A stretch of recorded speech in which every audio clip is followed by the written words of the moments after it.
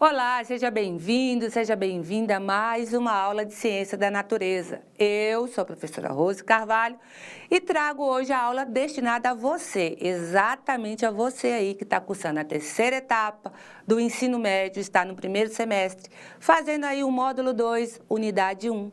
Essa é a terceira aula e nessa aula a gente ainda vai continuar falando sobre funções inorgânicas. Só que dessa vez eu trouxe essas funções aqui, ó. Vem comigo para o quadro. Sais e óxidos. Nessa aula nós vamos falar exatamente sobre sais e óxidos. Só dando uma relembrada, na aula passada, nós falamos sobre ácidos, temos aquela retomada em ácidos e falamos sobre bases. E hoje nós vamos continuar aí as funções inorgânicas através dos sais e dos óxidos. Vem comigo para o quadro, vamos lá começar aqui pelos sais. A classificação, vamos começar exatamente pelo conceito. São compostos, deixa eu habilitar aqui a minha canetinha. São compostos aí iônicos, tá? Eles são iônicos, então os sais são compostos iônicos. O que são compostos iônicos, Rose?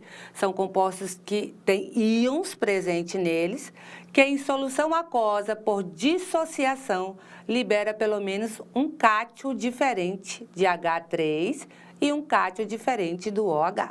Então, preste atenção, vamos dar aquela revisada, né? Lembrando que o ácido, ele sofre ionização, então ele libera o íon positivo H3O+, ou o íon H+. Por que a gente fala esses dois íons? Porque tem exercícios que trazem H+, e tem exercícios que trazem H3O+. O importante é que você saiba que é a ionização de um ácido. Tranquilo, né? Bem, as bases, quando dissociada, por que existe essa diferenciação entre ionização e dissociação? Ionização, as moléculas, elas são covalentes, elas não têm íons presentes nela. Só que quando elas estão em contato com a água, ocorre ali um dipolo e elas se transformam em íons positivos e negativos. A dissociação já é diferente. As moléculas foram ligadas através da ligação iônica. A diferença da ligação iônica é essa.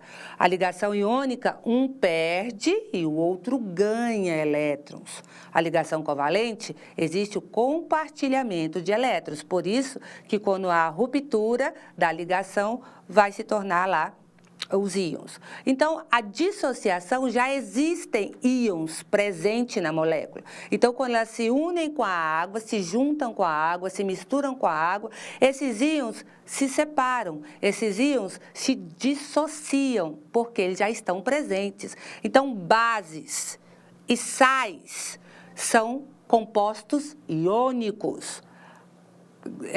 Ácidos são compostos covalentes. Olha aí a grande diferença, hein? Vai adotando isso aí, que isso é importante. Volta aqui comigo, vamos lá? Então, o sal, quando ele vai reagir uma base e um ácido, eles não vão liberar nem H3O+, e nem OH-. Não vai liberar, tá? Vai ser um cátion diferente desses e um ânion diferente desse. Então, eu vou ter uma parte positiva que não vai ser essa e nem essa, e eu vou ter uma parte negativa que não será essa. Hidratos possuem moléculas de água em suas fórmulas. Então, hidratados. Os sais hidratados, eles possuem moléculas de água em sua fórmula. Veja aqui, ó. CaSO4, esse pontinho significa vezes, e aqui a gente tem a água, significa que esse sal é hidratado. É assim que a gente lê, ou sal anidro. Tá? A gente pode ler assim, ou sal anidro ou sal hidratado. Mistos e duplos possuem 2 cátions ou 2 ânions. Então, esse aqui é o exemplo de um sal que possui 2 cátions, por exemplo, o K e o sódio são positivos, ou 2 ânions, o Cl e o Br, que são 2 ânions negativos aí. Neutros, a neutralização total dos hidrogênios e do OH. Então, a gente fala que um sal é neutro quando houve uma reação ácido-base total. Ou seja, a quantidade de hidrogênio foi neutralizada pela mesma quantidade de OH. Então, a gente fala que houve uma reação total ou neutra. O sal formado ali, ele é neutro, porque houve uma reação ácido-base total, tá certo? Volta aqui comigo. E ocorre com a presença de um ácido forte mais uma base forte. Então, ocorre quando a gente une um ácido forte e uma base forte, nós temos aí um sal neutro, ou um ácido fraco e uma base fraca. O importante aqui é o quê? Que eles sejam sempre a mesma força, forte com forte, fraco com fraco. E aí a gente consegue reagir esse ácido e essa base e dar um sal neutro. Agora, eu não posso colocar um forte e um fraco, nem um ácido fraco e uma base forte. Tem que ser forte com forte ou fraco com fraco, tá bom? Tem que ter esse grau de ionização equilibrada, balanceado aí. Volte aqui. Ácidos hidrogenossais, tá? A neutralização parciais. Então, quando um ácido não neutraliza totalmente aí o OH de uma base, apenas H ionizáveis em sua fórmula. Então, são ácidos hidrogenossais, né? E os básicos são sais ácidos, na verdade, né? E os sais básicos, quando há neutralização parcial, nem todos os OHs mais e o OH menos reagem, apresentam OH hidroxila em suas fórmulas. Então, para ele ser um sal ácido, ele precisa ter mais hidrogênio do que OH presente nas suas fórmulas. Para ele ser um sal básico, ele precisa ter mais OH presente na fórmula lá da reação. Porque o OH caracteriza uma base. O que é o OH mesmo? Hidroxilas.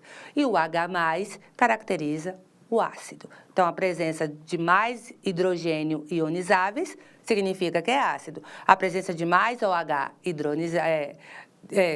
negativo significa que é uma base, tá certo? Vamos aqui ver exemplos, olha só. Um sal ácido, NaHCO3, é um ácido, é um sal ácido. E os básicos, Al, OH ou Cl, OH, tá? Então, tem a presença aí das hidroxilas. Esses são os sais. E aí, nós chegamos aqui nos óxidos.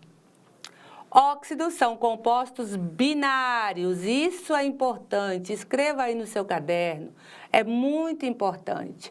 Óxidos binários, nos quais o oxigênio é sempre o elemento mais eletronegativo. Então, preste atenção. Óxidos, pessoal, são compostos binários. O que é binário? Só tem dois elementos. Um elemento diferente do oxigênio, mas vai ter sempre o oxigênio presente. CO2, eu tenho um carbono, mas tenho oxigênio. Então, é dois elementos diferentes, é um composto binário. Eu tenho dois elementos químicos diferentes, mas que um deles é o oxigênio. Então, para ser um óxido, tem que ter a presença de um oxigênio na estrutura. E tem que ser binário, só pode ter dois elementos químicos. A diferença está aí. Então, anote isso daí no seu caderno. Volta aqui. E aí, a gente pode ter ácidos anfóteros, podemos ter peróxidos, podemos ter óxidos ácidos e óxidos básicos também e neutros, tá? Então, o que são óxidos anfóteros aí? Se comportam ora como ácido, ora como base. Então, são aqueles óxidos que uma hora ele pode ser básico e outra hora ele pode ser ácido, dependendo aí da substância com que está reagindo. Geralmente possui eletronegatividade média e o seu NOx aí vai de +3 e +4. Exceção do zinco +2, do chumbo +2 e do estânio +2. Em geral, sólidos moleculares insolúveis em água. Então, esses aqui são os exemplos mais básicos aí, tá certo?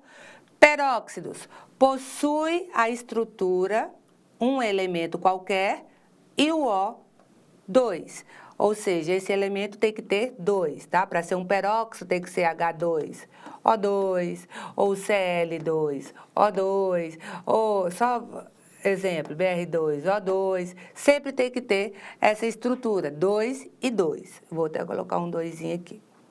NOx do oxigênio sempre vai ser -1.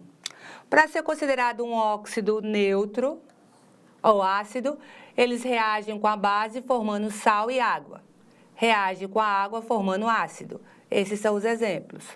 Moleculares, em geral, são solúveis em água, formando aí por metais, por não metais, ou por metais com NOx altos, +5, +6 ou +7.